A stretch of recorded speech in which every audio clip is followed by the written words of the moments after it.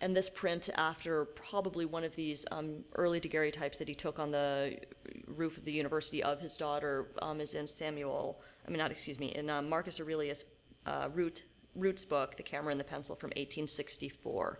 So those daguerreotypes themselves are long gone, but we do have this print after one of them. But back to the quotation, which I find kind of fascinating. Here Morse, via the mouthpiece of his brother Sidney's newspaper, is in essence claiming the superiority of American daguerreotypes as early as 1840. He's saying he is, quote unquote, improved upon Daguerre's discovery, improved upon it, and is letting the world know that he, an American, has accomplished something Europeans have not. Europeans have not succeeded in taking daguerreotype likenesses of persons.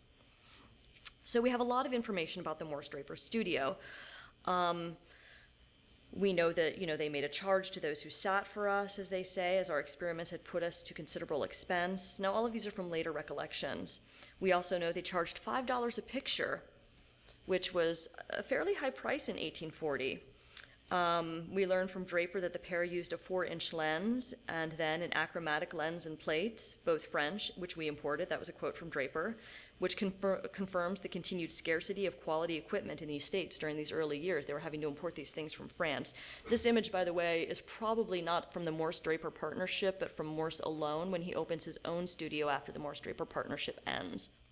But I did want to show you at least one of the Morse images, one of the two that exist. We also learned that the city's elite were fascinated with the process and flocked to the studio, including Theodore Freihling-Hewson, who was chancellor of the university and a future vice presidential candidate. So I have to wonder if the kind of high price tag of $5 a picture initially made the daguerreotype prohibitive for many New Yorkers, keeping photographic portraiture during that first summer at least, just that one little summer of 1840, still in the realm of the upper middle class. But regardless, such was the fascination with the daguerreotype that the pair had, as they said, quote, all the business they could possibly attend to. And they took portraits on sunny days. They taught the process of daguerreotyping to others on cloudy days.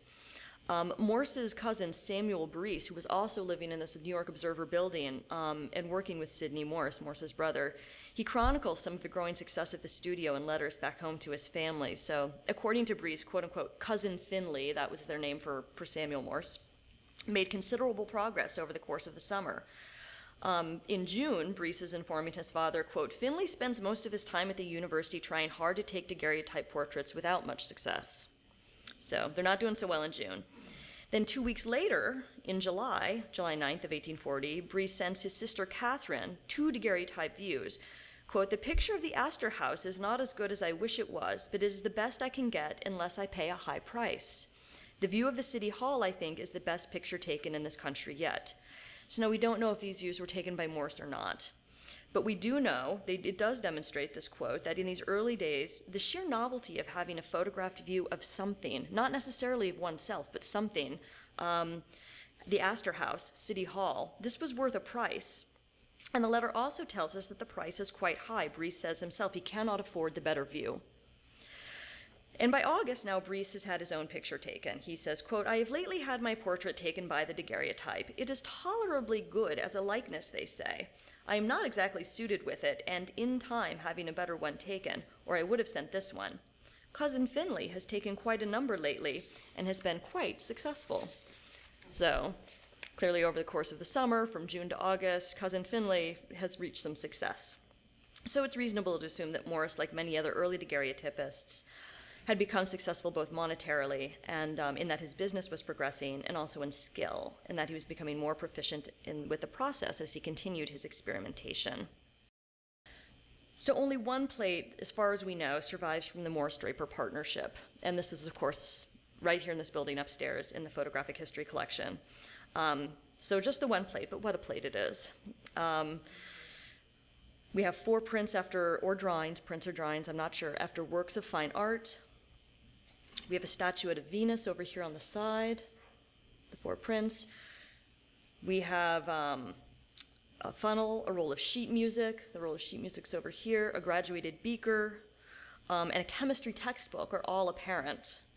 The prints are tacked to this textured fabric background, and all of the other elements are displayed on a shelf down below, which the fabric is also draped over. So the plate's combined elements of art and science are clearly meant to represent the pair's collaboration. Morse the artist, Draper the scientist.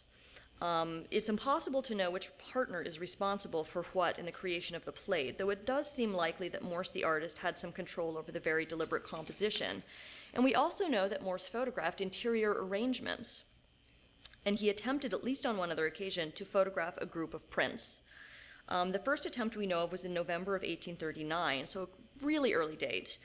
And he describes the successful plate, apparently it was successful, in a letter to his telegraphic partner Alfred Vail, when he says, quote, "I have taken an interior view, busts, books, rugs, etc." And then early the next year, in February of 1840, he recorded in his journal an attempt to capture a group of prints assembled upon cloth. And he says, quote, "Arranged objects on the roof in the open air, just without the window, bright sun. A little wind agitates the drapery and prints. After 5 minutes, a gust of wind deranged all the prints. No result." So he wasn't able to get that image, but he was able to, with Draper, to get another more successful image. And still lifes were among the first subjects, of course, of early photography, before photographing humans became feasible. And Morse and Draper were likely inspired by many of the French examples that were circulating in the United States during these months, such as those by Francois Giraud on the right, or the ones that that Morse, the ones by Daguerre that Morse witnessed in Paris when they met in the spring of 1839. And indeed, it is of Daguerre's still lifes that Morse labeled, or that Morse said, they are Rembrandt perfected. The whole quote is, the impressions of interior views are Rembrandt perfected. No painting or engraving ever approached it. So Morse's reference to an old master painting here is quite telling. Rembrandt perfected.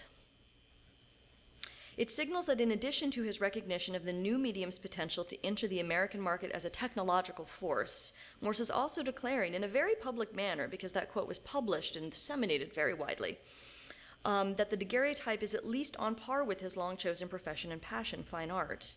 And in its ability to capture detail, Morse is stating the daguerreotype is actually superior to fine art. As he says, no painting or engraving ever approached it, the it being the detail, the quality of detail in the plates. And it is just this ability to capture detail made possible through the three-way marriage of art, science, and technology that Morse and Draper are celebrating in their joint daguerreotype. Morse never declared that photography would supplant painting. Rather, he repeatedly insisted on photography's mechanical and technological abilities being able to supplement and augment painting. The daguerreotype here that we see is carefully positioned to showcase photography's abilities.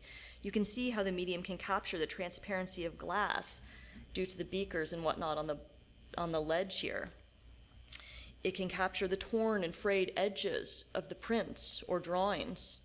It can capture the shadows that are cast in the textures of the fabric. So with all of these elements that Morse stressed when he discussed photography's relationship to art, that the daguerreotype could teach artists about optics, perspective, and light and shade. The new technology would make them better artists, he said, and importantly, make the public better viewers. The public's increased knowledge of good art could lead to elevated standards of tastes, and elevating the American public's standards of taste through art was one of Morse's lifelong missions. So his painting, The Gallery of the Louvre, there on the right, was one of Morse's greatest efforts in this struggle. And it's still on display at the National Gallery of Art, yes? Does anyone know that? I believe so, yes. So you should go bask in its actual presence down the road. It's fabulous. This 6 by 9 foot canvas features the Salon Carré of the Louvre Museum, which was hung floor to ceiling, not with the contemporary French paintings that were actually there at the time. It actually had Theodore Géricault's Raft of the Medusa there, but with the old masters that Morse culled from other parts of the museum. So as art historian Paul Stady has said, the Gallery of the Louvre did in miniature what an art museum, if one existed in America, ought to do. That is, it showed Americans what good art was and provided examples of how to approach it.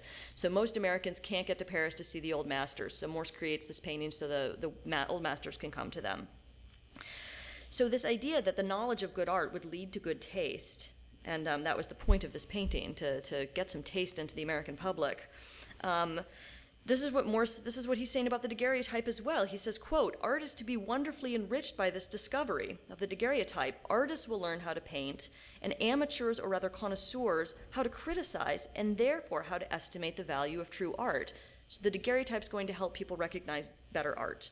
On a separate occasion, he says, quote, "It is clear that insofar as individuals are interested in observing the daguerreotype's wonderful production, their taste must be improved." So still life offers a promise regarding the medium of photography that the daguerreotype has the potential to provide this revolution in art through its relationship to the sciences and technology. And by showing the clarity with which the daguerreotype is able to capture the details of the diverse elements within this plate, Morse is supporting his argument that the daguerreotype will be a great aid to artists. And he encouraged artists to think about how their work would be improved by the new medium. He says, "Think how perspective, aerial as well as linear, is illustrated and established by the daguerreotype's results, and as a consequence, proportion also. How the problems of optics are confirmed and sealed for the first time by nature's own stamp. See also what lessons of light and shade in all their fascinating varieties are fixed and brought under the contemplation and closest scrutiny of the artist." He mused that an observer, educated by the lessons of the daguerreotype's accuracy, would exclaim, quote, "I used to think artists exaggerated in their lighter shade, but here I see their efforts correspond with those of nature's drawings." So we have this formal similarity, too, between still life and the Gallery of the Louvre, that in each, Morse chose, images, prints, or, representations from other images to populate the work. In the Gallery of the Louvre, of course, Morse chose the old masters from the Louvre Museum that he deemed most essential for American viewing. Now, in still life, it seems that he chose these prints or drawings primarily for their formal qualities, consisting of just faces. The photograph prints are very clear and easily read by the viewer, much more so than if he had shown an entire work in the daguerreotype print, right? So the two faces on the right side of the plate, kind of gaze out at us, almost as if they are inviting us to contemplate this extraordinary new technology. The top image here is a print. I'm just going to keep saying print as a shorthand, though. As I've said, it could be a drawing. After the Louvre Museum's portrait of a young man, which has been variously attributed to Raphael, Parmigianino, Correggio, or Giulio Perino. The bottom right image remains unidentified, so if anyone can ever identify it, please let me know. Desperate to figure out what it is, but it's probably a more contemporary image, I think neoclassical, such as perhaps by somebody like Elizabeth Vigée-Lebrun, seen here on the right. The short hair, the short curls, the headband, the drape over the shoulder all lead to that kind of time period. And then we have these two figures over here, which are gazing downwards, almost as if they are contemplating this array of scientific objects on the shelf. So our figure down here in the lower center is here. It's the angel from Leonardo da Vinci's Madonna of the Rocks, looking downwards. And again, we don't know, are these drawings that Morse did himself while he was at the Louvre Museum? This painting, Madonna of the Rocks, also at the Louvre Museum. And then finally, this image up here, another more contemporary painting, not an old master, but it's like Morse almost seems to have humorously positioned this print on the left, head in hand, this helmeted head sort of examines all these scientific instruments down here. It's almost with a slight degree of anxiety, as if he's slightly overwhelmed by this volume of gathered equipment and what it could all mean. Now, this print is a detail from Francois Gérard 1801 painting. Here, Ossian evoking ghosts on the edge of the Laura. So that's the figure's head right up here. There's a little spiky helmet. We also, of course, have this charming little trompe l'oeil element of the statuette of Venus right here, who's kind of grazing this woman's cheek with the sculpture, the one sculptural element in the work.